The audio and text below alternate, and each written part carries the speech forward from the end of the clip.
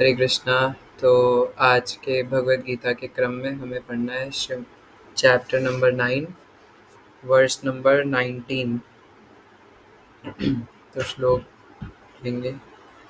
तपाम्यहम अहम वर्षम निगृह्णामि उत्सृजामि च तपामि अहं वर्षं निगृह्णामि उत्सृजं च। अमृतं च एव मृत्युः च सत् असत् च चाहमार्जुन।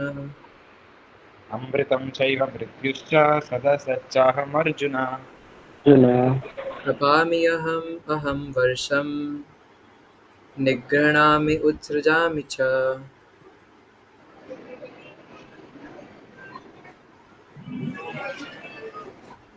अमृतं चैव मृत्युश्च सदश्चाहमर्जुन। अमृतं चैव मृत्युश्च सदश्चाहमर्जुन। अनुवाद तात्पर्य श्रील प्रभुपाद द्वारा। श्रील प्रभुपाद की जय। हे अर्जुन, मैं ही ताप प्रदान करता हूँ और वर्षा को रोकता तथा लाता हूँ। मैं अमृतत्व हूँ और साक्षात मृत्यु भी हूँ। आत्मा तथा पदार्थ, सत तथा असत, दोनों मुझ में ही है। कृष्ण अपनी विभिन्न शक्तियों से विद्युत तथा सूर्य के द्वारा ताप तथा प्रकाश बिखेरते हैं। ग्रीष्म ऋतु में कृष्ण ही आकाश से वर्षा नहीं होने देते और वर्षा ऋतु में वे ही अनवरत वर्षा की झड़ी लगाते हैं। जो शक्ति हमें जीवन प्रदान करती है वह कृष्ण है और अंत में मृत्यु के रूप में हमें कृष्ण मिलते हैं। कृष्ण की इन विभिन्न शक्तियों का विश्लेषण करने पर यह निश्चित हो जाता है कि कृष्ण के लिए पदार्थ तथा आत्मा में कोई अंतर नहीं है, अथवा दूसरे शब्दों में वे पदार्थ तथा आत्मा दोनों हैं। अतः कृष्ण भावनामृत की उच्च अवस्था में ऐसा भेद नहीं माना जाता। मनुष्य हर वस्तु में कृष्ण के ही दर्शन करता है। चूंकि कृष्ण पदार्थ तथा आत्मा दोनों हैं, अतः समस्त भौतिक प्राकट्यों से युक्त यह विराट विश्व रूप भी कृष्ण है। एवं वृंदावन में दो भुजा वाले वंशी वादन करते श्याम सुंदर रूप में उनकी लीलाएं उनके भगवान रूप की होती हैं। सो एक या दो मिनट लेके कोई कुछ शेयर करना चाहेंगे? Anyone? Hardik too, would you like to share something? No response है। ओके, बिजी है शायद, ठीक है। Anyone else? नहीं, सब सर के ऊपर से गया या सब सर के अंदर गया? सेकंड चांस तो हार्दिक रूप भगवान देते हैं, है ना। तो तपामि अहम अहम वर्षम निगृह्णामि उत्सृजामि च। तो पहली लाइन में भगवान ये कह रहे हैं। तो जैसे भगवान पिछले श्लोक में बता रहे थे कि गतिर् भर्ता प्रभु साक्षी, है ना, कि मैं गति, अंतिम गति मैं हूँ और मैं भरता हूँ, मैं सबका पालन करता हूँ, मैं साक्षी हूँ। तो 12 चीज़ें टोटल भगवान ने बताई थी। लेकिन अब ये सवाल आ सकता है किन्हीं के मन में, है ना, कि ये सब भगवान ने बताया तो है, लेकिन इन सबको देखा नहीं जा सकता, इन सबको समझा नहीं जा सकता, है ना। क्योंकि कोई बोलेगा हमें कैसे पता ये सब भगवान ही है। अरे कोई भी बोल देगा, मैं उठ के बोल दूँ गतिर्भर्ता प्रभु साक्षी, है ना, मैं ही हूँ गति और मैं ही प्रभु, मैं ही साक्षी हूँ। तो ये तो कोई भी उठ के कह सकता है। तो हमें हमें क्या पता, है ना, कि आप अपनी बात कर रहे हो, किसकी बात कर रहे हो। तो इसलिए भगवान जब ऐसा कहते हैं तो भगवान अव्यक्त रूप में ये सब लीलाएं, है ना, करते हैं। तो कैसे पता चले? तो इसलिए फिर भगवान आज के श्लोक में और डिटेल में बताते हैं कंटिन्यूएशन में कि तपामी हम, है ना। क्योंकि क्योंकि कई सारे ऐसे बेवकूफ़ लोग बोलते हैं कि भगवान भगवान कुछ नहीं होते, जो है प्रकृति है। प्रकृति इतनी सुंदर है और प्रकृति अपने आप में चलायमान है। लेकिन ऐसा नहीं है, प्रकृति सुंदर है लेकिन उस प्रकृति को कोई बनाने वाला है, चलाने वाला है। तो आज के श्लोक में वही बोल रहे हैं। क्योंकि कोई सोच सकता है कि जो अग्नि है वो तो हमें सूरज से मिल रही है, जो वो ताप शक्ति है वो तो सूरज से मिल रही है। तो फिर आप कैसे कह रहे हो कि मैं गति हूँ, मैं भरता हूँ, मैं साक्षी हूँ, मैं निवास शरणम सुहृत, ये सब मैं हूँ? आप कैसे कह रहे हो भैया? तो इसलिए भगवान आज के श्लोक में बोलते हैं कि ये जो सूर्य ताप भी प्रदान कर रहा है, ये सूर्य को भी ताप मैं प्रदान कर रहा हूँ, है ना।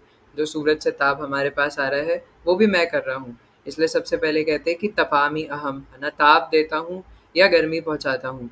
और आप देखिए जैसे यहाँ पे शिला प्रभुपाद भी बता रहे हैं कि विद्युत शक्ति, है ना, जैसे कोई भी लाइट है ना, जैसे दिवाली पे हम लड़ियाँ लगाते हैं तो अलग अलग कलर की लड़ी लगाई है, या कुछ भी है, एसी है, फ्रिज है, बल्ब है, ट्यूब लाइट है, या कोई बहुत बड़ी बड़ी लाइट्स भी होती हैं, है ना, जैसे जो हॉस्पिटल्स में ऑपरेशन के टाइम पे जो बड़ी सी लाइट यूज़ करनी पड़ती है उसमें बहुत सारे हाई वॉट के बल्ब एक्सेट्रा होते हैं, है ना, ताकि उसमें जब वो ऑपरेशन कर रहे हो तो वो बिल्कुल शैडो ना पड़े। तो जितने भी छोटे से लेके बड़े तक बल्ब वगैरह, उन सब में शक्ति संचालन कहाँ से हो रही है? विद्युत शक्ति से, यानी इलेक्ट्रिकल पावर से, है ना, इलेक्ट्रिकल एनर्जी से। अगर वो हटा दे तो चाहे छोटा बल्ब हो, बड़ा बल्ब हो, बड़ी ट्यूबलाइट हो, कुछ भी हो, किसी में भी शक्ति नहीं जाएगी। तो वो इलेक्ट्रिसिटी दिख नहीं रही है ना, जैसे कहीं से कोई तार जा रही हो नंगी, है ना, और उसमें हल्का सा एक जगह पे कट हो, है ना, रबर वाला जो पार्ट होता है उसमें हल्का सा कट हो, अब वो दिखेगी थोड़ी ना, उसमें इलेक्ट्रिसिटी ट्रैवल कर रही है। लेकिन अगर आपको पता करना हो तो आप, एक तरीका है कि या तो टेस्टर से कर सकते हो, नहीं तो छूकर भी देख सकते हो, है ना, फिर छुएंगे तो पता चलेगा 440 वोल्ट का झटका लगा छूने से तेरे, है ना, तो तब पता चलेगा ओ इसमें तो एनर्जी थी। तो वैसे ही भगवान के केस में भी हमें बेवकूफ़ों को लगता है ना, कि ये सब ऑटोमेटिक हो रहा है, प्रकृति जो है वो ऑटोमेटिक है। लेकिन यहाँ भगवान कह रहे हैं कि मैं ताप प्रदान करता हूँ, और ये ताप देखिए हमारे लिए कितना ज़्यादा ज़रूरी है। इवन आजकल तो कई सारी चीज़ें जिसमें जैसे सोलर पावर है, उसमें इलेक्ट्रिसिटी भी इवन सीधा डायरेक्ट सूर्य से ही जनरेट करी जाती है। हालांकि अभी भी जो मेन सोर्स है वो कोल पावर प्लांट है ना, लेकिन सोलर पावर भी धीरे धीरे बढ़ रहा है, तो उसमें सूरज से इलेक्ट्रिसिटी ली जाती है। और सिर्फ इतना ही नहीं है ना, सूरज अगर इतना सा भी इधर का उधर हो जाए तो हाहाकार मच जाएगा, है ना। अगर हमारी पृथ्वी थोड़े सूरज के और ज़्यादा करीब हो जाती तो जल के राख हो जाती, अगर थोड़ी और दूर चली जाती तो एकदम सर्दी से मर जाते। तो वैसे भी जो साइंटिस्ट लोग हैं उन्हें अभी लगता है कि बाकी प्लानिटरी सिस्टम्स में जीव जंतु रहते नहीं हैं। तो ठीक है, अभी हम अर्थ की बात कर लेते हैं। अगर ये अर्थ भी थोड़ी बहुत भी इधर दूर कहीं पास चली जाती तो सब बेड़ा गर्क हो जाता। लेकिन इतनी सारी चीज़ें सिर्फ बम फूटने से हो गया, है ना, इतनी सारी चीज़ें सिर्फ इनफाइनाइट टेम्परेचर, इनफाइनाइट प्रेशर, कुछ बड़ी बड़ी बातें कर दो, है ना, सामान्य लोगों को तो समझ में आएंगी नहीं, सिर्फ उन्हीं को थोड़ी बहुत समझ में आएंगे जो साइंस पढ़ते हैं, बाकी लोगों को आएगा नहीं। फिर वो बोलेंगे हाँ बिग बैंग थ्योरी थी, है ना, बिग बैंग की वजह से ये सब बना है। लेकिन इतना परफेक्ट कि अगर वो थोड़ा सा दूर होता तो गर्मी से मर जाते। अब वो अलग बात है, आप बोल सकते हैं गर्मी से तो हम अभी भी मर रहे हैं, लेकिन ये अभी कुछ सालों से हुआ है ना, जब ग्लोबल वार्मिंग बढ़ रही है और ओजोन लेयर में छेद हो गया हमारे वजह से। लेकिन हमेशा से थोड़ी ना हो रहा था, है ना। इवन अगर हम अपने मम्मी पापा से भी पूछें तो पहले इतनी गर्मी नहीं पड़ती थी, 40 डिग्री 48 डिग्री टेम्परेचर नहीं पहुंचता था पहले, है ना, लेकिन अभी पहुंच रहा है ग्लोबल वार्मिंग की वजह से। तो वो तो हमारी गलती है ना, जब पेड़ नहीं छोड़ेंगे, पानी नहीं छोड़ेंगे, वाटर बॉडीज नहीं छोड़ेंगे, हर जगह ब्रिज बनाने हैं, तो फिर भगवान क्या कर सकते हैं। तो इसलिए तपामी हम, ये ताप मैं प्रदान करता हूँ। इवन ताप कितना ज़रूरी है, जब हम खाना बनाते हैं उसके लिए भी ताप ज़रूरी है ना। कोई भी खाना बनाने के लिए गर्म करना पड़ेगा उसको। इवन अगर बनाया हुआ खाना है उसको भी बाद में, अगर बासी खाना है उसको भी कई बार गर्म करना पड़ता है ना, तो इसके लिए भी ताप ज़रूरी है। और ये ताप भगवान कहाँ से? सूर्य के द्वारा प्रदान करते हैं। और ब्रह्म संहिता के अंदर बताया कि सूर्य चंद्रमा भगवान की आंखें हैं, है ना, तो इसलिए। एंड अगर आपको पता है ना, इसमें कई बार डिवोटीज को थोड़ा कंफ्यूजन हो जाता है, तो आज के ही श्लोक में हम इसको भी हटा देते हैं, है ना। कभी कभार ऐसा नाम आता है हमारे शास्त्रों में कि सूर्य नारायण, है ना, तो लगता है कि यार ये सूर्य नारायण कौन है, क्योंकि सूर्य नारायण भगवान के अवतार है, उसमें नाम है सूर्य नारायण, है ना। तो किसी को पता है ये सूर्य नारायण क्या है? क्योंकि हमने तो पढ़ा था इवम विवस्वते योगम प्रोक्तावानम अव्ययम, है ना, कि सूर्य देव तो विवस्वान है और विवस्वान एक राजा है। तो ये सूर्य नारायण क्या है? इन दोनों में क्या फर्क है, क्या सिमिलैरिटीज है, किसी को पता है? Any one try? ये हार्दिक। Prabhuji, Prabhuji, I think Surya Narayan means the specific power which Krishna gives to each and every sun god of that millennium. हम्म। और So maybe that Vivasvan. could be the. Yes, Prabhuji, like there are many different demigods, right, who take the post of sun god. So for hmm. that, Krishna gives power. So because he's the original power giver of that Surya or Roshni, that's why Krishna's another name is called Surya Narayan. Hmm. Okay. तो yes है ना, मैं इसको ज़्यादा complex नहीं करूँगा क्योंकि अभी हमारा टॉपिक ये नहीं है। इसको एक सिंपल एग्जांपल से भी समझ सकते हैं। जैसे ये भूमि देवी है ना, पृथ्वी, ये पृथ्वी है। तो अब वो जो पृथ्वी की जो अधिष्ठात्री देवी है वो भूमि देवी है ना। लेकिन इसके जो एक टाइम पर राजा थे वो भरत महाराज थे ना, जो कि इसको रूल कर रहे थे बहुत बड़े। तो ऐसी जो सूर्य लोक है ना, या फिर जो वो गोला अगोला आप देखते हो ना, वो जो सूर्य देव है ना, या सूर्य लोक है, जो भी बोल लीजिए उसको। तो उसको जो राजा है, जो रूलिंग वहाँ पे एडमिनिस्ट्रेशन के लिए बैठे हुए, दैट इज विवस्वान है ना, जो हमारे वाले सूर्यदेव, जो जिनकी बात भगवत गीता के 4थे अध्याय में भगवान करते हैं। लेकिन उसके अंदर जो ताप प्रदान करने की जो शक्ति है वो सब भगवान का मैनिफेस्टेशन है ना, जिनको सूर्य नारायण कहते हैं। तो ये नारायण का एक मैनिफेस्टेशन है, सूर्य नारायण है ना। तो इसलिए जब हम कई बार सुबह सूरज को जल भी चढ़ाते हैं है ना, या कई जगहों पे शास्त्रों में सूर्य नारायण यूज हुआ है। इवन जिन्होंने 2013 वाली महाभारत देखी हो, तो उसमें भी वो दिखाते हैं कि कुंती महारानी सूर्य देव को देखते हुए सूर्य नारायण कहती हैं है ना। तो इसलिए ये सूर्य नारायण है ना, ये हमारे शास्त्रिक टर्म है। तो इसलिए ये भगवान का मैनिफेस्टेशन है। और उस वहाँ पे लोक के जो राजा हैं वो विवस्वान है ना, जो कि वहाँ पे कंट्रोल करते हैं। बिल्कुल उसी तरह जिस प्रकार से ये धरती है ना साक्षात भूमि देवी ही है, लेकिन यहाँ पे जो राज्य कर रहे थे है ना, मतलब पुराने समय में जो सबसे बड़े राजा थे यहाँ के, वो भरत महाराज थे एक समय पे है ना। तो वैसे ही हम समझ सकते हैं। तो भगवान ही ताप प्रदान करते हैं सूर्य के द्वारा। और ये सूर्य हमारे लिए कितना इम्पोर्टेंट है, या ताप हमारे लिए कितना इम्पोर्टेंट है, जैसे हम कई बार डिस्कस करते हैं कि सर्दियों में जब सर्दी लगती है ना, आग सेकते हैं। कभी किसी बारिश वाली जगह पे फंस जाए, वहाँ पे आग जलाते हैं है ना, वो ताप लेने के लिए। तो ये ताप कितना ज़्यादा ज़रूरी है। इवन इतना ही नहीं, ये ताप है ना हमारे शरीर के अंदर भी होता है पाचन शक्ति के रूप में, जो भगवान निश्चित रूप से आगे बताएंगे भी।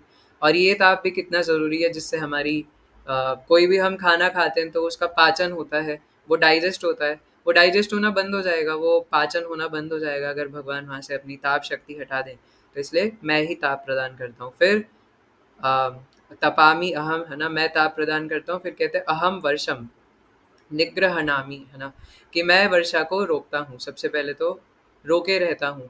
तो यहाँ पे बताया जा रहा है शिला प्रभुपाद के द्वारा कि गर्मी के समय बारिश को रोक के रखते हैं, और मॉनसून के समय जब सावन आता है ना, तो उस टाइम पे भगवान वर्षा कराते हैं। अब कोई बोलेगा कि लेकिन आजकल तो बिना टाइम के भी वर्षा हो जाती है, और जब वर्षा होनी होती है तब भी नहीं होती। कहीं पे फ्लड आ रहे हैं, कहीं पे ड्रॉट आ रहे हैं, जहाँ नहीं आने चाहिए वहाँ पे भी आ रहे हैं, जहाँ बारिश नहीं होनी चाहिए वहाँ बारिश हो रही है ना। जैसे राजस्थान, सबको सुनकर लगता है कि राजस्थान में तो रेगिस्तान होंगे, राजस्थान में तो सब मिट्टी वाला एरिया होगा। जैसे अभी मैं किसी को बता रहा था वो बाढ़ वाला इंसिडेंट है ना, तो कह रहे थे राजस्थान में बाढ़ है ना। अरे भैया आती है, तुम्हें नहीं पता है ना। राजस्थान ये थोड़ी है कि वो सुन के चलेगा सिर्फ डेजर्टेड एरिया है। तो इसका रीजन क्या है ना, लोग इसका ब्लेम भी भगवान के ऊपर डालते हैं ना, कि भगवान की वजह से। क्यों भगवान की वजह से हो रहा है? तुम्हें किसने बोला था इतनी सारी इंडस्ट्रीज बनाने को? किसने बोला था इतनी सारी फैक्ट्रीज बनाने को? किसने बोला था इतना सारा आर्टिफिशियल इंटेलिजेंस डेवलप करने को? ऑब्वियसली है ना, वो हमारे लिए हेल्पफुल भी है ना। इवन प्रचार मिशन में भी वो नेट इंटरनेट है ना, मोबाइल फ़ोन्स है, लैपटॉप्स है, ये सब हमारे काम आते हैं। लेकिन इसी के साथ-साथ हम इस फैक्ट को डिनाई नहीं कर सकते कि जितना ज़्यादा ये मटेरियलिस्टिक डेवलपमेंट बढ़ता जा रहा है, साइंटिफिक डेवलपमेंट बढ़ता जा रहा है, उतनी प्रॉब्लम्स भी आ रही है ना। जैसे मैं उस दिन भी कह रहा था, इवन सिर्फ एक आर्टिफिशियल इंटेलिजेंस के हेडक्वार्टर्स में जो बड़े-बड़े सर्वर्स होते हैं, डेटा सर्वर्स, उनको कूल डाउन करने के लिए इतना सारा पानी चाहिए होता है ना। अब वो पानी वहाँ पे लगेगा तो हमारे पीने के लिए क्या बचेगा? फिर ऑब्वियसली गंदा पानी पीना पड़ेगा, है ना। और अब धीरे-धीरे ये ग्लोबल प्रॉब्लम बनती जा रही है ना। पहले तो सिर्फ इंडिया में तो बहुत ज़्यादा हो रही है, पर धीरे-धीरे ये ग्लोबल प्रॉब्लम बनती जा रही है कि पीने का पानी बच नहीं रहा, है ना। ड्रिंकिंग वाटर है ही नहीं, और वो भी गंदा-संदा बच रहा है। और फिर भगवान पर ब्लेम डालते हैं कि भगवान की वजह से भूकंप आ गया, भगवान की वजह से सूखा पड़ गया, है ना। भगवान ऐसे, भगवान वैसे। इवन चैप्टर्स भी लिखते हैं लेंचो, है ना, उसने 70 पीसोस दिए थे भगवान को, है ना। तो ऐसे कुछ जो भी वो स्टोरी बनती है, तो ऐसे 70 पीसोस दो चाहे 100 पीसोस दो, है ना, ये सब करने से बारिश नहीं होती है। बारिश कैसे होती है ना। अन्नाद भवन्ति पर्जन्याद, है ना, तीसरे अध्याय में भगवान भगवत गीता में बोलते हैं कि वर्षा होती, अन्न जो आता है वो वर्षा से आता है ना। और ये वर्षा होती है यज्ञ करने से। और कलयुग का यज्ञ है नाम संकीर्तन।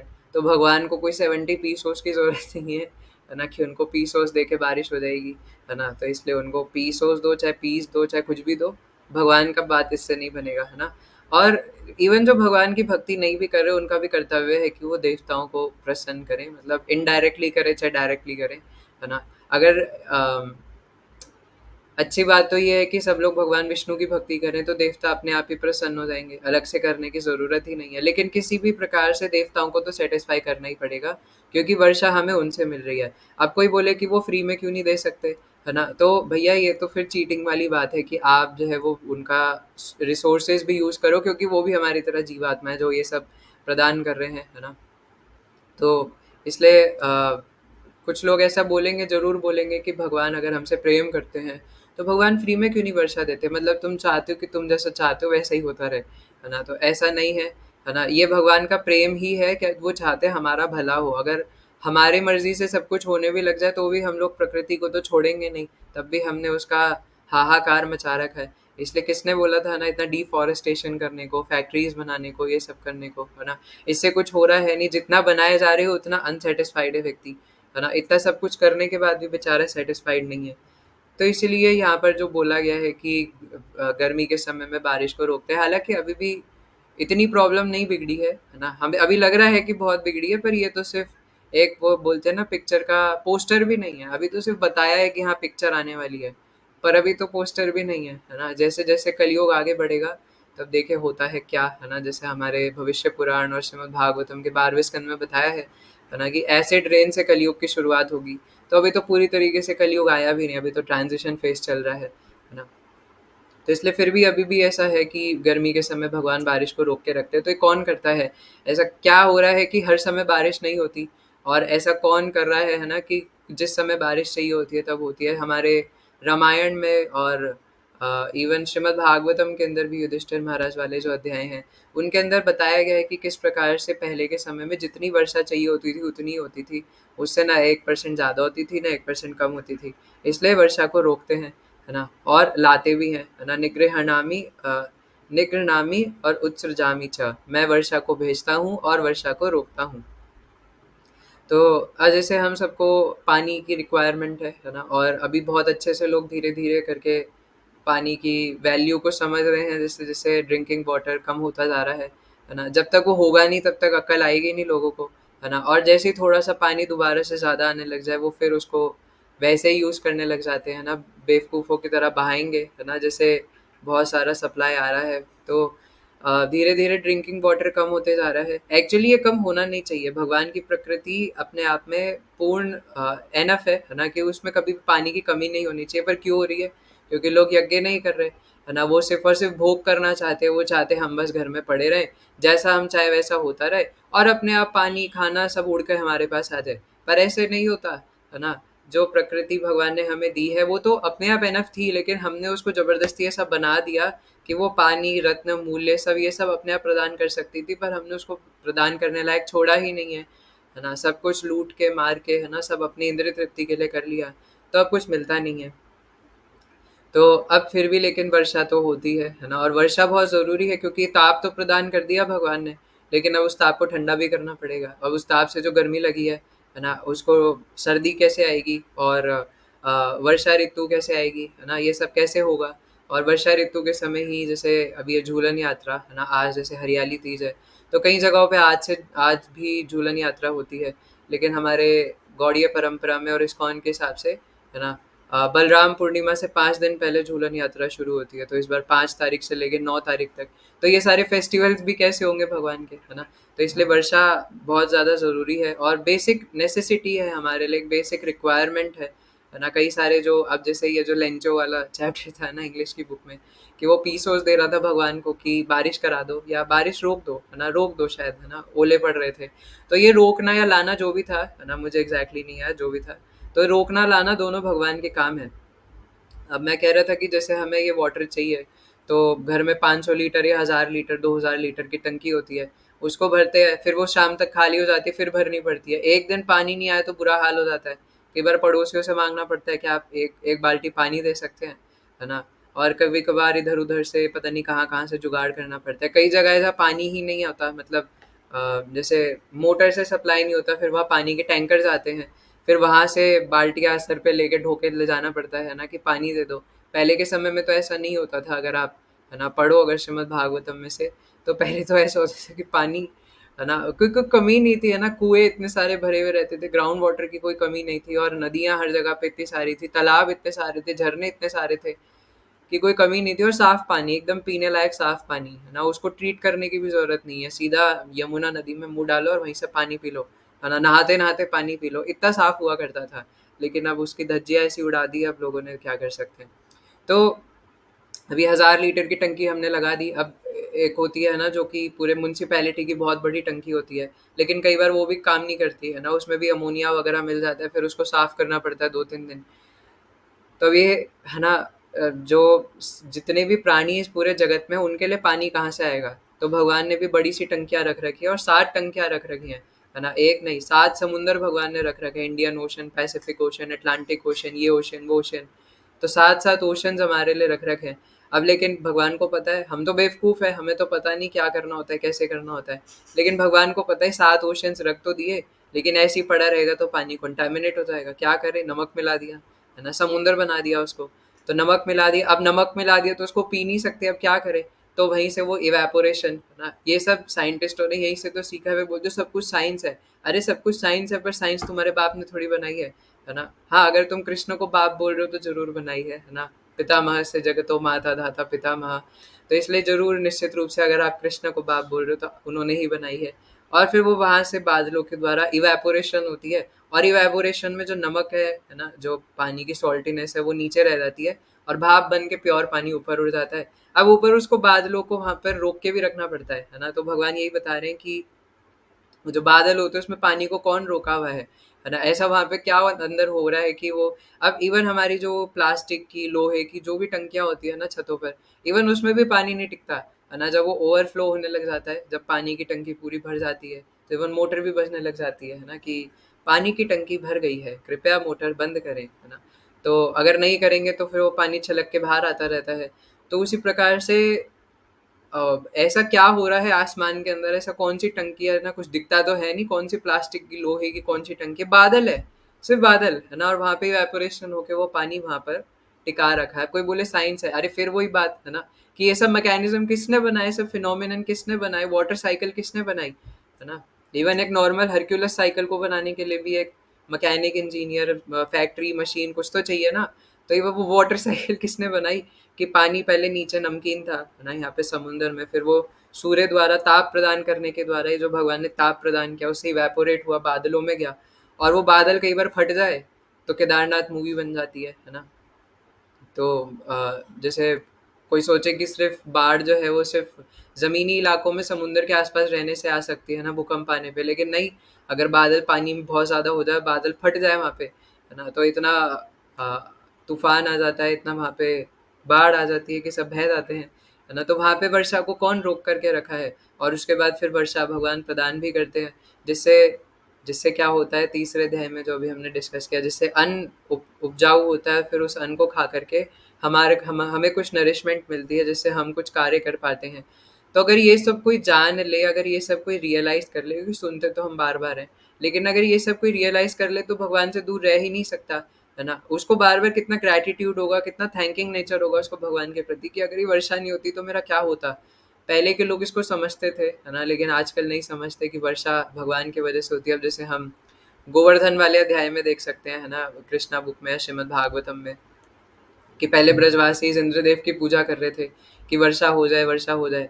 फिर भगवान ने जाके बोला, इंद्रदेव की क्यों कर रहे हो, है ना, इंद्रदेव की अलग से पूजा करने का कोई विधान नहीं और होनी भी नहीं चाहिए, है ना। इंद्रदेव को क्यों अलग से पूजना है भैया, है ना। उनको घमंड हो गया है अपने ऊपर कि मैं वर्षा लाता हूँ, पर वर्षा एक्चुअल में भगवान लाते हैं। अगर भगवान चाहे तो इंद्रदेव के, है ना, स्वर्ग लोक में भी बाढ़ ला दें, है ना, पूरा इंद्रलोक ही गायब कर दे, 1 सेकंड में पूरा स्वर्ग लोक गायब कर देंगे। तो अब वो सोच रहे हैं कि मैं बारिश कर रहा हूँ, है ना। और जो भगवान सच में बारिश लाते हैं वो पूरा स्वर्ग गायब कर सकते हैं एक चुटकी बजा करके। तो अब इंद्रदेव को घमंड हो गया ना, तो क्या कर सकते हैं। तो भगवान ने बोला उनकी पूजा मत करो, गोवर्धन की पूजा करो। और गोवर्धन तो साक्षात भगवान है ना। नमस्ते गिरिराजा या गोवर्धन नामिने, है ना? तो वो तो साक्षात भगवान है, भगवान के ही अवतार है, भगवान की ही मैनिफेस्टेशन है। तो सब लोग गोवर्धन पर्वत की पूजा करने लग गए। अब और फिर उसके बाद इतनी बारिश करने लग गए इंद्रदेव संवर्धक को बुलाकर, और संवर्धक ऐसा बादल है कि एक बार में चाहे तो पूरे ब्रह्मांड को डुबा सकते हैं, उनके पास इतना पानी है। वो होस पाइप भी बहुत मोटे वाला है उनके पास, कि सारा पानी एक बार में छोड़ दें तो विद इन कुछ मिनटों के अंदर वो पूरा का पूरा पृथ्वी को डुबा सकते हैं, है ना? इतना पानी है उनके पास, वहाँ पे कोई कमी नहीं है पानी की, है ना? तो अब इंद्रदेव ने सोचा डुबा दो वृंदावन को, और वृंदावन इतना छोटा सा गांव है 84 कोस में, है ना? ब्रज मंडल पूरा फैला है, वो उसमें भी सिर्फ वृंदावन वाला क्षेत्र, वो जहाँ पे गोवर्धन है ना? जहाँ पे वो गोवर्धन वाला एरिया है। पहले गोवर्धन बहुत बड़ा हुआ करता था, धीरे धीरे श्राप के कारण वो घटता जा रहा है ना? तो ऐसा बोला जाता है कि पहले गोवर्धन की जो परछाई थी वो मथुरा तक पड़ती थी, लेकिन अभी तो बहुत छोटे हो गया क्योंकि उनको श्राप दिया गया कि वो प्रतिदिन राई के दाने के समान घटते जाएंगे, है ना? अब वो क्यों मिला है, क्या मिला है, वो एक अलग टॉपिक है। तो जो भी है, तो भगवान ने फिर गोवर्धन पर्वत उठाया था, है ना? और बारिश हो रही थी झमाझम, लेकिन अंदर तो एकदम माहौल बना हुआ था। अंदर वहाँ पे कोई चेस खेल रहा है, कोई लूडो खेल रहा है, कोई नाम संकीर्तन कर रहा है, कोई वहाँ पे एकदम पार्टी चल रही है, कोई प्रसाद पा रहे हैं एकदम मस्त मस्त, और कोई नृत्य कर रहा है। इंद्रदेव वहाँ पे सोच रहे हैं अब तो वृंदावन में कोई बचा ही नहीं होगा, सब डूब गया होगा। वो नीचे आके देखते देखते, हाँ तो यार शतरंज खेला जा रहा है, यहाँ पे लूडो खेला जा रहा है, क्या हो रहा है ये, है ना? फिर भगवान उनका घमंड तोड़ने के लिए उनको, है ना, जो भी करते हैं, तो भगवान इस वर्षा को रोकते तथा लाते हैं। अब ये गोवर्धन लीला की चर्चा हो ही रही है, तो इसमें एक इम्पॉर्टेंट चीज़ है कि जब ये सब हो गया था, जब ब्रजवासियों को पता चला कि गोवर्धन पूजा करने की वजह से इंद्रदेव रुष्ट हो गए और बारिश कर रहे हैं, लेकिन ब्रजवासियों ने एक बार भी कृष्ण को नहीं बोला, है ना, कि अब तो हम दोबारा से इंद्रदेव को सॉरी बोल देते हैं, इंद्रदेव की पूजा करेंगे अब से, है ना? कृष्ण तुमने ये क्या कर दिया, है ना? कृष्ण ये है वो है, ऐसा बिल्कुल भी नहीं हुआ, है ना? क्योंकि उनको पूर्ण विश्वास था भगवान के ऊपर, है ना? उनको जरूर ये लग रहा था कि इंद्रदेव रुष्ट हो गए, पर भैया उनकी गलती है ना? ये हमारी गलती थोड़ी ना है ना? ये तो उनका घमंड है। तो इस वजह से जो ब्रजवासी है वो हमेशा पूर्ण रूप से कृष्ण से ही आसक्त रहते थे, कृष्ण के ही चरणों में आसक्त रहते थे, क्योंकि ये सिर्फ कहने के लिए नहीं है कि नित्य दास प्रति तुवा अधिकार मारो भी राखो भी जो इच्छा तुम्हार, है ना? कि मैं आपका नित्य दास हूँ, मेरे प्रति आपका पूरा अधिकार है, आप मेरे साथ जैसा करना चाहे वैसा कर सकते हैं।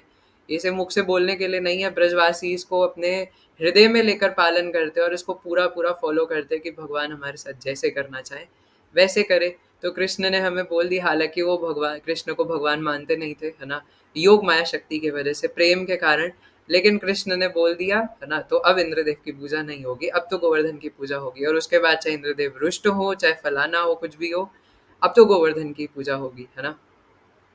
तो इसलिए इसलिए ब्रजवासियों का जो प्रेम है भगवान के प्रति, है ना, उसको हम कभी भी किसी दूसरे से कंपेयर नहीं कर सकते, ना मैच कर सकते हैं, है ना? इसलिए हम बस यही याचना करते हैं कि ऐसे जो ब्रजवासी भक्त हैं, है ना, उनकी कृपा से हम भी कभी भगवान को इतना प्रेम कर पाए, है ना? हम भी कभी उन ब्रजवासियों को इतना प्रेम कर पाए जो भगवान से इतना प्रेम करते हैं, है ना? अपने हृदय में उन ब्रजवासियों के प्रति कुछ निष्ठा, कुछ आसक्ति, कुछ शरणागति हम लोग कभी भी किसी जन्म में, है ना, उसको अटेन कर पाए, क्योंकि अ, भगवान ब्रजवासियों के जीवन धन भगवान है ना? और नंद नंदन भगवान कृष्ण के जीवन प्राण धन ब्रजवासी हैं, है ना? भगवान उन ब्रजवासियों के बिना बिल्कुल नहीं रह सकते। और जब भगवान ने देखा कि, है ना, ये इंद्रदेव क्या कर रहे हैं ब्रजवासियों के साथ, तो वो इंद्रदेव से रुष्ट हो गए थे। हालांकि बाद में मान गए थे, क्योंकि जो भी हुआ, है ना, जो होता है अच्छे के लिए होता है, ईश्वर से यत् करोति सत्यमेव करोति, है ना, मतलब in sarcastic way I am saying, है ना? तो उसके बाद जितने भी भक्त जन थे, जितने भी ब्रजवासी थे, वो अंत में भगवान के करीब ही आ गए थे, गोवर्धन के नीचे, और वहाँ सब 7 दिन 7 रात भगवान को देख रहे थे। तो इसलिए उनके लिए तो ये एक सोने पर सुहागा था, है ना, कि गोवर्धन के नीचे, गोवर्धन की टहलैती में और भगवान के साथ, है ना, और आनंद विनोद चल रहा है, और सबको यही लग रहा था कि भगवान उन्हीं को देख रहे हैं। जैसे जगन्नाथ जी को अगर कोई देखे तो सबको लगता है कि जगन्नाथ जी मुझे देख रहे हैं, तो वैसे ही गोवर्धन के नीचे सबको लग रहा था कि नंदनंदन कृष्ण मुझे देख रहे हैं, भगवान मुझे देख रहे हैं। तो और फिर उसके बाद भगवान इंद्रदेव को बताते कि वर्षा मैं लाता हूँ, तुम नहीं लाते, है ना? इसलिए अहम वर्षम निगृह्णामि उत्सृजामि च, है ना, कि वर्षा मेरे वजह से आती है और मैं उसको रोकता तथा लाता हूँ। तो इसलिए भगवान अगर चाहे तो कहीं बाढ़ आ जाए और कहीं चाहे तो सूखा पड़ जाए, लेकिन भगवान अपनी मर्जी से ऐसा नहीं करते तो हमारी बेवकूफ़ियाँ हैं, है ना, कि हम प्रकृति के साथ इतनी छेड़छाड़ कर देते, इतनी खिलवाड़ कर देते हैं कि ये सब होता है। जैसे वो केदारनाथ में भी, है ना, ऐसा बताया जाता है कि वहाँ पे भी इतनी सारी छेड़छाड़ करी गई थी प्रकृति के साथ, है ना। तो इसलिए होता है ये सब, और होगा, है ना, निश्चित रूप से होगा। जितना ज़्यादा हम लोग पंगे लेंगे प्रकृति के साथ उतना ज़्यादा, है ना, हमें झेलना पड़ेगा। तो इसलिए सिंपल लिविंग हाई थिंकिंग, है ना, सादा जीवन उच्च विचार। और इसलिए हमारे जितने भी गुरुजन है ना शिला प्रभुपाद को फॉलो करते हुए ये बद्री का आश्रम बना करके या फिर फार्म कम्युनिटीज़ बना रहे हैं, उन्हें हमें सपोर्ट करना चाहिए, है ना। क्योंकि ये सादा जीवन उच्च विचार से ही कुछ भला हो सकता है ना। क्योंकि अम, जितना ज़्यादा देखिए मॉडर्न वर्ल्ड में, है ना, हम लोग बड़ी बड़ी बिल्डिंग्स बनाएंगे, स्काई स्क्रैपर बिल्डिंग्स बनाएंगे, उतना ज़्यादा दिक्कत वाली बात है। इसलिए जितना तेज़ी से ये बन रहे हो उतनी तेज़ी से ज़रूरत है कि बहुत सारे पेड़ लगाए जाएँ, है ना, और बहुत सारे नदियाँ, तालाब, झरने बनाए जाएँ, है ना, और इस प्रकार से सादा जीवन उच्च विचार को प्रमोट किया जाए, गाय की सेवा हो, है ना। क्योंकि देखिए जब तक कीर्तन नहीं होगा, सादा जीवन, पहली बात तो सादा जीवन नहीं होगा तो कीर्तन और गाय सेवा सही से हो नहीं सकती, है ना। और उसके बाद ये सादा जीवन हो तब जाके कुछ गौ सेवा और कीर्तन हो, है ना, और उससे फिर हमारा कुछ भला होगा। इवन जो उपले भी जलाते हैं ना, गाय के जो उपले उपले जलाने के बाद जो थोड़ा बहुत धुआं उत्पन्न होता है, उससे मतलब एनवायरनमेंट इतना क्लीन होता है, उससे इतने सारे बैक्टीरियाज मरते हैं। और गाय का जो उपला होता है वो इतना ज़्यादा हमारे लिए हेल्दी होता है, हमें कई सारी रेडिएशन से बचाता है ना। इसलिए आप देखते होंगे कि पहले के समय में, एवं आज भी, कई सारे गांव होते हैं जहाँ पे दीवारों पे गाय का जो उपला होता है उसमें कुछ कुछ मिला करके और उससे लीता पोती करी जाती है। मुझे तो पता नहीं, है ना, मुझे ज़्यादा एक्सपीरियंस नहीं है गांव में रहने का और क्या करते क्या मिलाते हैं। पर आपने देखा होगा, है ना, ऐसे जिनको पता है कि वो गाय के उपले, जो गाय का गोबर होता है उसमें कुछ मिला करके उसकी लीता पोती करते हैं, है ना। तो वो नेगेटिव रेडिएशन से भी बचाते हैं, नेगेटिविटी से भी बचाता है। लेकिन सबसे बड़ी नेगेटिविटी से बचने का उपाय है हरे कृष्ण कृष्ण कृष्ण हरे हरे, हरे राम राम राम हरे हरे, है ना, ये नाम संकीर्तन। तो इसलिए जितना ज़्यादा इससे, है ना, मोबाइल फ़ोन से, लैपटॉप से, है ना, जितना ज़्यादा इसके करीब आएंगे उतना ज़्यादा दिक्कत होती है। तो इसको हम लोग भगवान की सेवा में ज़रूर लगा सकते हैं, है ना, लेकिन अपनी सेवा में जितना लगाएंगे उतनी चिंता बढ़ती है, जैसे हम कल वाले श्रीमद् भागवतम के श्लोक से चर्चा कर रहे थे। तो इसलिए ये समझें कि भगवान ताप प्रदान कर रहे हैं, वर्षा प्रदान कर रहे हैं, और क्योंकि भगवान ऐसा कर रहे हैं तो फिर हमें अपना दिमाग लगाने की क्या ज़रूरत है। हमें खाने के लिए खाना चाहिए, है ना, और ये बेसिक नेसेसिटीज़ चाहिए, और ये बेसिक नेसेसिटीज़ भगवान प्रदान कर रहे हैं। तो हमें चाहिए कि हम बस हरिनाम करें और अपना कर्तव्य पालन करें, बस। इसके अलावा हमें और कुछ करने की ज़रूरत नहीं, कोई चिंता करने की ज़रूरत नहीं है ना। मेरा लालन पालन कैसे होगा? भगवान कह रहे कि भैया मैं वर्षा लाता हूँ, आपको थोड़ी ना वर्षा लानी है, जो हमें टेंशन लेने की ज़रूरत है क्या होगा, कैसे होगा। अब भगवान फिर जैसे रखें, है ना। और इसके लिए क्या करना है ना, सिर्फ श्रवणम, जैसे हम कल भी डिस्कस कर रहे थे।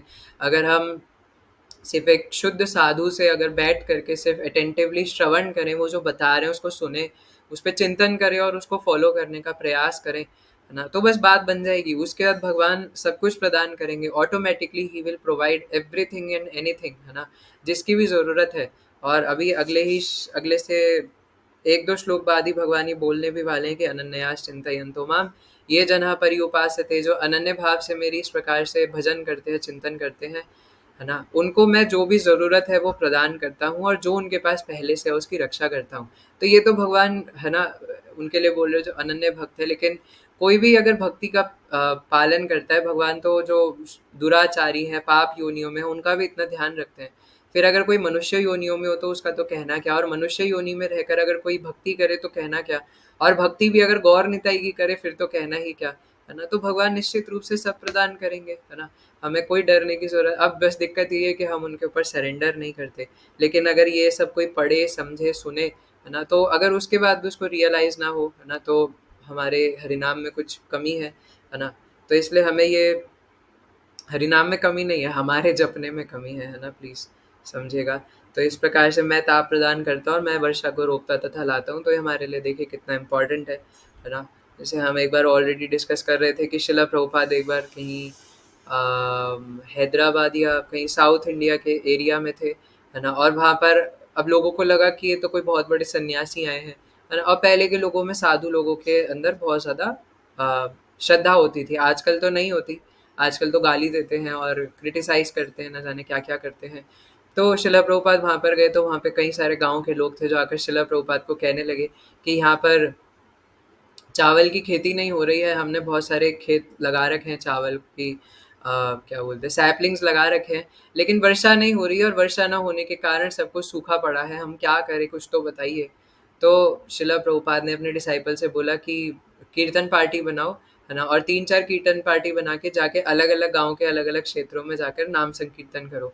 और इन्होंने ऐसा किया एंड विदिन 2-3 डेज़ के अंदर झमाझम बारिश हो गई, है ना, और फिर आराम से वो जो चावलों की खेती थी वो होने लग गई, है ना। तो ऐसे बहुत सारे एग्जाम्पल्स हैं जिसमें इस प्रकार से यज्ञ करने पर, नाम संकीर्तन करने पर इस प्रकार वर्षा होती है ना। और फिर जब इतना करने से वर्षा हो जाती है, जब इतना करने से हमें खाना पानी सप्लाई हो जाता है और कुछ करने की ज़रूरत नहीं।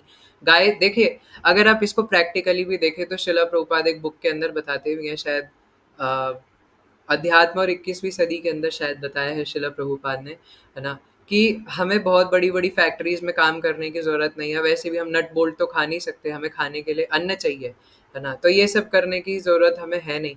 तो हम क्या कर सकते हैं, बस थोड़ी बहुत खेती-बाड़ी करें, है ना, गाय पालें और उसको है ना, उन गायों से जो दूध आएगा उसको बेच दें, है ना, और फिर जितना हमारे लिए बचे उसको खुद लालन-पालन हम अपने लिए यूज़ कर सकते हैं। अब कोई बोलेगा कि वहाँ खेतों में भी तो ये हो रहा है, वो हो रहा है, तो वो इसलिए हो रहा है क्योंकि वो लोग भी इंद्रिय तृप्ति कर रहे हैं, है ना? फार्मर्स भी वो इंद्रिय तृप्ति अगर करेंगे तो फिर क्या कर सकते हैं, है ना? लेकिन अभी भी ऐसे कई सारे लोग हैं, जैसे अगर आप गाँव का जीवन देखो आज भी, है ना? तो वहाँ पे आप लोग देखोगे कि वो कितने ज़्यादा एक तो हेल्दी होते हैं, है ना? वहाँ पे जो माताएँ वो भी बड़े-बड़े जो क्या बोलते हैं उसको, घास के जो बड़े-बड़े ब्लॉक्स होते हैं, वो 3-4 ब्लॉक्स ऐसे कंधे पर रखकर 70 साल की उम्र में ऐसे पैदल चलते-चलते चले जाते हैं कड़क धूप में। ना उन्हें माइग्रेन होता है, ना सर दर्द होता है, पेट दर्द होता है। और जैसे आजकल शहर में जो माताजीज़ रहते हैं ना, उनको बहुत तेज़ी से जो अ, मेंस्ट्रुएशन वाली प्रॉब्लम है ना? या फिर अ, उनके रिप्रोडक्शन सिस्टम खराब हो जाते हैं, है ना? क्योंकि वो शहर में रहते हैं और वहाँ की लाइफ़स्टाइल ऐसी है, खाना-पीना ऐसा है। तो लड़के हों चाहे लड़की हो ना, दोनों को ही बहुत ज़्यादा असर पड़ता है और फिर माताजीज़ अगर बीमार हो जाते हैं तो फिर उसकी वज़ह से जो आगे आने वाली जनरेशन है ना? बच्चे नहीं पैदा हो रहे हैं आजकल, है ना? इन सब चक्करों की वज़ह से। क्योंकि अब देखिए कहाँ से फिर डेवलपमेंट हो रहा है। डेवलपमेंट तो तब हो रही है ना जब इस सब से कुछ फ़ायदा हो रहा हो, है ना? एक्चुअल लेवल पे कुछ नरिशमेंट हो रहा हो, फ़ायदा हो रहा हो। लेकिन ये सब होने से सिर्फ़ और सिर्फ़ बेड़ा गर्क हो रहा है। कुछ नेग्लिजिबल अमाउंट में डेवलपमेंट से हमें सैटिस्फैक्शन मिल रहा है 2 मिनट का और उसी में खुश हो जाते हैं, है ना? कि देखो हमने इतने बड़े-बड़े रोबोट्स बना दिए, बट इससे क्या फ़ायदा, है ना?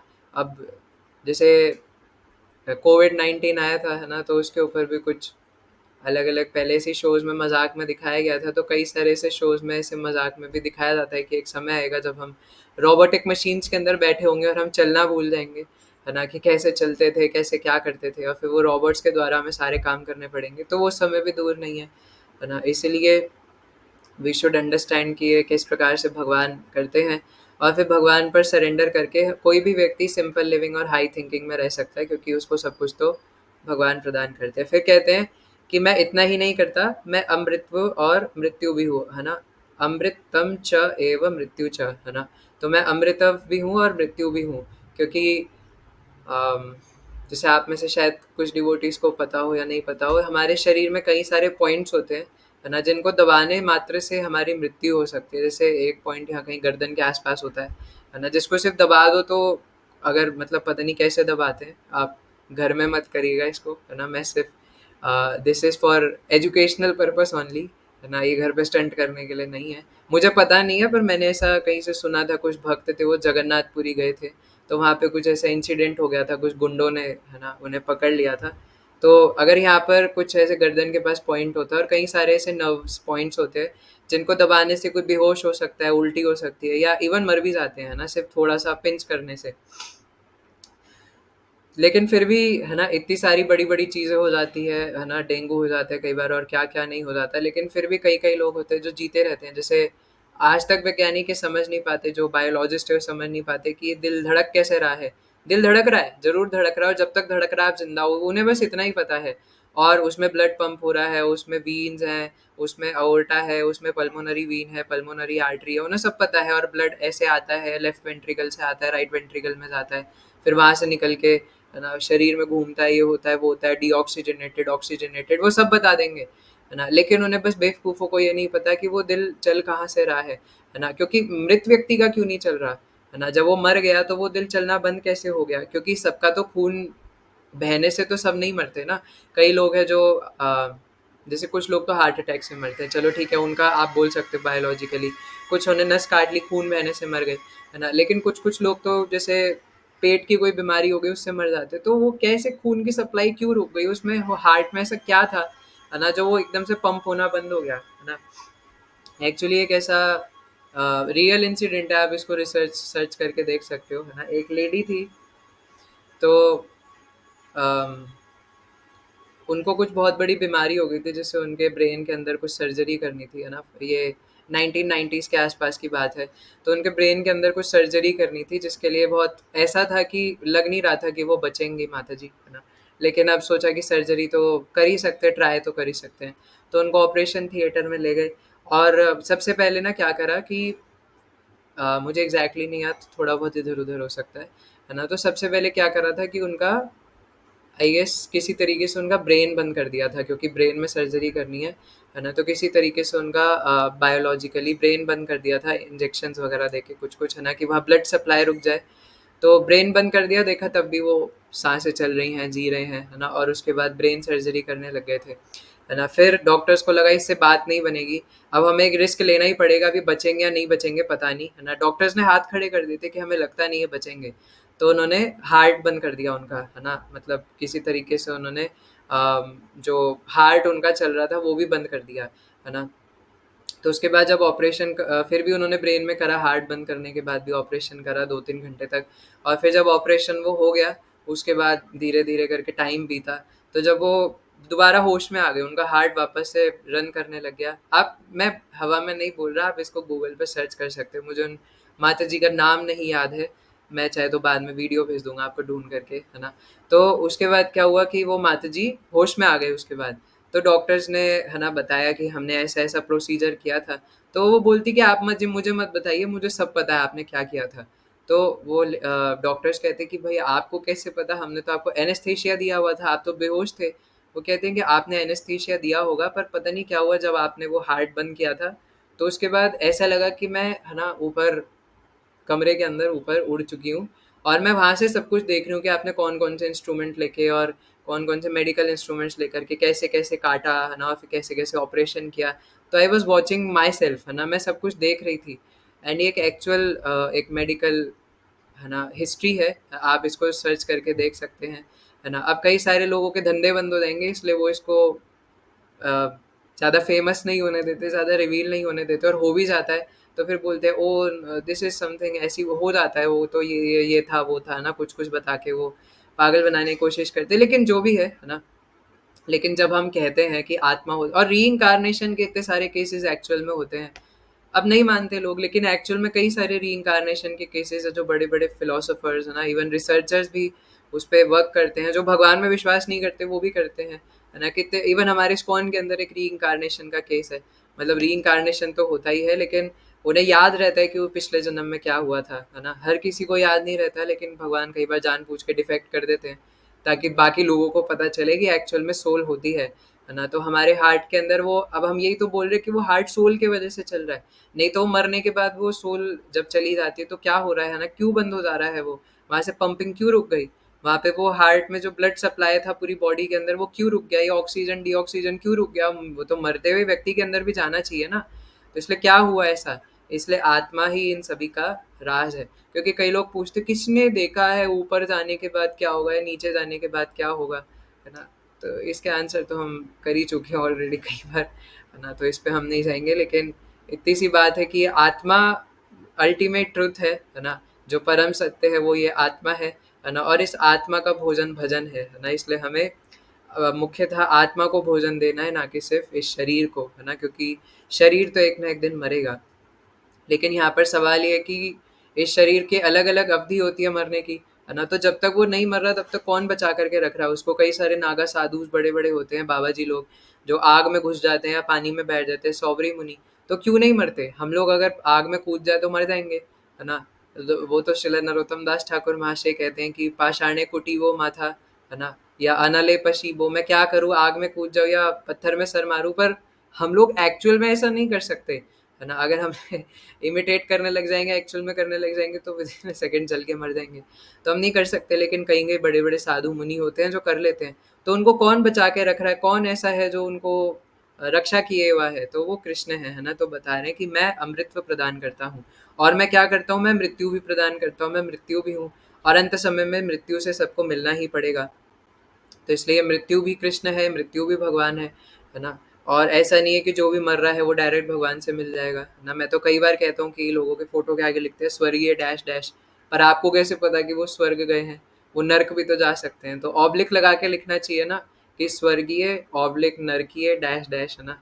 या फिर कई लोग कहते हैं बेटा वो तुम्हें आसमान में सितारे दिख रहे हैं, वो तुम्हारे दादाजी हैं। पर क्यों, है ना, वो तो नीचे भी जा सकते हैं ना, जरूरी थोड़ी कि ऊपर ही गए हो, है ना। तो इसलिए स्वर्ग में जाए या नर्क में जाए, इतने सारे प्लानिटरी सिस्टम्स है, उसके अलावा भी पितृलोक है, ना जाने क्या क्या है ना। तो हमें क्या पता कौन कहाँ पर गया है ना। इसलिए दूसरों का तो पता नहीं, कम से कम अपना जीवन सुधार लें, है ना। क्योंकि अगर अपना जीवन सुधार लेंगे तो 21 पीढ़ियां तर जाती हैं। इसलिए अगर हर एक परिवार के अंदर एक भी भक्त हो तो 21 पीढ़ियां तर जाती है। इससे हम गौर लीला के अंदर देख सकते हैं कि रघुनंदन करके भक्त हुए थे। जैसे ये लड्डू गोपाल जी की सेवा होती है ना, तो वो उन्हीं के वजह से स्टार्ट हुई थी, है ना। तो रघुनंदन जी, वो आपने लीला सुनी होगी कि अम, अ, लंबी स्टोरी थी, है ना, कि उनके पिताजी कथा करने जाते थे और बोलते थे कि बेटा भोग लगा देना, है ना। और वो उनके घर में लड्डू होते थे, तो वो लड्डू का भोग लगाते थे। तो ये रघुनंदन ठाकुर हमारे गौड़िए आचार्य हैं बहुत बड़े, जो कि जब छोटे थे, है ना, तो इवन बड़े बड़े आचार्य भी उनके चरणों में प्रणाम करते थे, क्योंकि उनको भगवान के प्रति इतना लगाव था कि भगवान साक्षात रूप से उनके साथ लीलाएं करते थे। तो आप पढ़ सकते हैं ना ढूंढ करके, अगर आपको डिटेल में जानना है। तो ये रघुनंदन ठाकुर हमारे एक बहुत बड़े आचार्य थे, है ना। तो अमृतत्व और साक्षात मृत्यु भी मैं हूँ। तो ऐसा नहीं कि जो भी मर रहा है वो डायरेक्ट भगवान के पास जा रहा है, लेकिन मृत्यु अवश्यम भावी है, और ये मृत्यु भी भगवान से आती है ना। तो हमें ये समझना है कि क्योंकि इस संसार में लोग मरना नहीं चाहते, है ना, और मरने से डरते भी हैं, है ना। इवन जैसे हम लोग जैसे नए नए भक्ति के पथ पर हैं और भक्ति करने का प्रयास कर रहे हैं, हम भी चाहे कितनी बड़ी बातें कर ले, प्रचार में हम लोग कितना ही बोल ले भगवान की भक्ति होनी चाहिए, ये है वो है, लेकिन जैसे ही मृत्यु सामने आ जाती है ना, अगर आप एक कॉमन सा एग्जांपल है, सिंपल सा एग्जांपल, कोई बहुत बड़ी ज़रूरत भी नहीं है। आप स्कूटी चला रहे हो, है ना, वो स्कूटी गलती से, है ना, थोड़ी-सी स्लिप हो जाए, गिरे भी ना, हल्की सी स्लिप हो जाए और आपको लगा गिरने वाली है, उसी में नानी याद आ जाती है ना। भगवान तो पता नहीं आए या ना आए, है ना, लेकिन इधर-उधर के सब लोग ज़रूर याद आ जाते हैं कि मम्मी, है ना, अब क्या होगा? तो तब पता चलता है कि हम लोग कितने पानी में हैं, है ना। जैसे हमारे एक प्यारे से डिवोटी बता रहे थे कि उनके सामने बंदर आ गए, है ना, तो वो बंदरों से देख के डर गए, है ना, और सोचा अब क्या होगा, है ना। तो ये लेकिन ये हमारे लिए एक पॉजिटिव चीज़ है ना, हमारे लिए समझने के लिए कि हमारी क्या स्थिति है ना। हम लोग भगवान को याद ही नहीं कर पाते मृत्यु के समय, और तब पता चलता है कि अंते नारायण स्मृति कोई मजाक नहीं है ना। मृत्यु अवश्यम भावी है, कभी भी किसी भी समय सामने आ जाएगी, और मृत्यु से हर एक व्यक्ति को डर लगता है। संसार में ऐसा कोई नहीं है जिसको मृत्यु से डर नहीं लगता, है ना। पर सब लोग मृत्यु से एक्चुअली बचना चाहते हैं, लेकिन नहीं बच सकते, है ना, क्योंकि मृत्यु अवश्यम भावी है। चाहे भक्त हो अभक्त हो, मृत्यु तो आएगी ही आएगी, क्योंकि ये संसार रहने के लिए नहीं बना है, ये संसार मरने के लिए ही बना है। लेकिन इसको समझते नहीं, और फिर इस संसार में जितना समय है उसमें भोग करना चाहते हैं, और ये सुन सुन कर भी नहीं समझते, इसलिए फिर क्या फ़ायदा, है ना। इसलिए भगवान है ना, इसलिए श्रील गौर गोविंद महाराज तो हंस हंस के डांट डांट के कहते हैं ना कि you don't cry for Krishna ना, माया विल किक यू बाबा, Maya will kick you, then you will cry for Krishna, है ना। तो इसलिए रोएंगे नहीं जब तक भगवान के लिए, क्योंकि रोएंगे कैसे जब समझ नहीं आएगा कि इधर मर रहे हैं, है ना। जब इधर उधर भोग करते रहेंगे और भोग की चीज़ें मिलती रहेंगी तो कैसे समझ में आएगा। इसलिए मैं अमृतत्व भी हूँ और मृत्यु भी हूँ, ये सब मुझसे आता है। फिर कहते हैं कि असत तथा सत। अब महाराज कह रहे थे कि सत असत के कई सारे मतलब बताए जा सकते हैं, पर यहाँ जो बताया गया है श्रील प्रभुपाद द्वारा, भगवान जो कह रहे हैं, तो इधर है आत्मा तथा पदार्थ, है ना। सत मतलब आत्मा और असत मतलब पदार्थ। तो ये आत्मा और पदार्थ भी भगवान कह रहे कि मैं ही हूँ, है ना। आत्मा तो भगवान है ही, मतलब नॉट, भगवान ये नहीं कह रहे कि हम जो सोल है वो भगवान है ना, ये नहीं कह रहे, लेकिन जो सत है, जो चेतन शक्ति है, और जो पदार्थ है ना, जो कि हिल-डुल नहीं रहा, कुछ कर नहीं सकता, वो दोनों ही भगवान है, क्योंकि दोनों की ही सोर्स सर्व कारण कारणम भगवान है और दोनों ही भगवान से आता है। तो कुल मिलाकर के अगर देखा जाए तो हम लोग ये देख सकते हैं कि सब कुछ क्योंकि भगवान से आ रहा है ना? और हम भगवान के बिना कुछ भी नहीं है। एक नास्तिक व्यक्ति भी भगवान के बिना कुछ नहीं है। तो ये श्लोक कभी-कभार किन्हीं को बोरिंग लग सकते हैं, तभी हम देख रहे हैं कि भक्तों की संख्या में भारी गिरावट है ना? लेकिन इस गिरावट की वजह से भक्ति में गिरावट आ सकती है ना? तो इसलिए अगर देखा जाए तो हम इन श्लोकों में भी नेक्टर ले सकते हैं, है ना? अपने-अपने नज़रिए की बात है ना? तो इन श्लोकों में भी हम नेक्टर ले सकते हैं, देख करके कि भगवान के बिना हम कुछ भी नहीं है और पूर्ण तरीके से हम भगवान के ऊपर डिपेंडेंट है और भगवान ना हो तो हमारा क्या हो, है ना? यदि गौर ना हुई भी तबे की हुई थे, है ना? ऐसा भजन है। तो यदि प्रभुपाद ना हुई तो तबे की हुई। तो अगर प्रभुपाद नहीं बताते हैं तात्पर्य में कि भगवान हमारे लिए क्या है, क्या किया है भगवान ने हमारे लिए, है ना? और हमेशा कर रहे हैं, है ना? बल्कि ये क्वेश्चन तो हमारे लिए होना चाहिए कि हमने क्या किया भगवान के लिए, क्योंकि कुछ नहीं किया, है ना? तो इसलिए अगर इसको पढ़ने के बाद धीरे-धीरे समझ में आएगा, सुनने के बाद कि सब, है ना?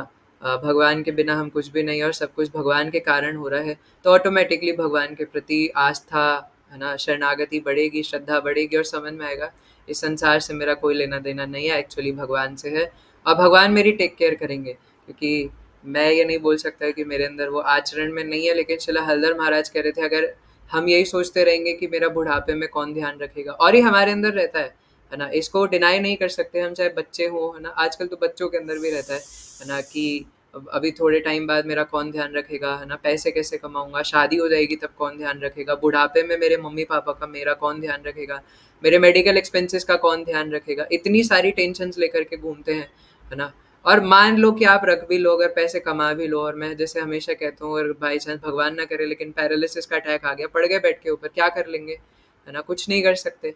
तो पूर्ण तरीके से फिर भगवान पर ही डिपेंडेंट रहना पड़ेगा। क्या जैसे जैसे ऐसे लोग होते हैं जिनको ऐसे अटैक आ जाते हैं, क्या भगवान उनका ध्यान नहीं रखते? जैसे मैं एक वो देख रहा था, एक व्यक्ति था ना, उसको कुछ ऐसी बीमारी थी कि वो उसको ना एक लोहे के चैम्बर के अंदर उसका दिल चलाने के लिए रखा जाता था। मतलब कुछ ऐसा था कि उसको एक चैम्बर के अंदर रखा हुआ था। बहुत सालों से 40-50 साल से उसको चैम्बर के अंदर रखा हुआ था और उसका सिर्फ मुँह बाहर था। Can you imagine? वो बाहर नहीं निकल सकता, एक भी सेकंड वो बाहर नहीं निकल सकता। सिंस 40-50 ईयर्स वो उस चैम्बर के अंदर बंद था और सिर्फ उसका मुंह बाहर था, है ना? उसके अंदर उसकी हालत ऐसी हो गई थी कि मुंह पूरा लाल हो गया था, है ना? सांस ले रहा था और फिर भी जिंदा था, है ना? क्योंकि भगवान अमृतत्व प्रदान कर रहे हैं, है ना? अब चाहे वो अमरता हो, चाहे फिर वो, है ना, जब तक अवधि है ना, तब तक बचाना हो, तो जितनी समय हो उस टाइम तक तो जीना ही पड़ेगा, है ना? और जीना, दुनिया में आए हैं तो भजन करना ही पड़ेगा, है ना? तो इस प्रकार से वो एक चैम्बर के अंदर बंद था और वहाँ पे से उसका मुँह बाहर था। तो इतना भयंकर उसकी सिचुएशन थी। तो हम लोग ये समझ सकते हैं कि हम लोग पूर्ण तरीके से भगवान पर डिपेंडेंट है ना? जब लोग हम अहंकार के चलते सोचते, अहंकार विमूढ़ आत्मा कर्ता अहम इति मन्यते, है ना? अहंकार के चलते सोचते हैं मैं कर रहा हूँ, मैं कर रहा हूँ, मैं नहीं होऊँगा तो क्या होगा? लेकिन ये अहंकार एक सेकंड में चूर हो जाता है जब भगवत गीता पढ़ते हैं, समझते हैं कि यार सब कुछ तो भगवान कर रहे थे।